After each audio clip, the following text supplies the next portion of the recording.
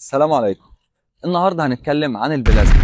اوعى حد يقول لي ان دي شاشة التلفزيون. انا بتكلم عن حالة من حالات المادة. مستر، ايه هي حياة المادة؟ بص يا حماصة، المادة بتتكون من 3 حالات مشهورين جدا، هما الصلب والسائل والغاز. والبلازما دي بقى الحالة الرابعة. البلازما يا سيدي عبارة عن غاز اتسخن جامد جدا لدرجة ان الذرات بتاعته اتفركشت. يعني الالكترونات هربت من النواة وبقت سايبة، او بمعنى اصح بقت في حالة هرجلة. انا الوزير يا ولد يا ولد الكلب. طب يا ترى بقى البلازما دي بنشوفها فين؟ في الشمس، في البرد، وفي لمبة النيون، وفي دمك كمان.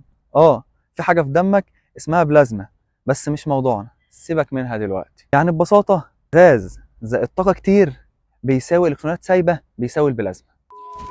لو عجبك الفيديو ما تنساش تعمل لايك وتشير عشان تنقذ واحد كان فاكر البلازما دي شاشة. سلام يا حماصة.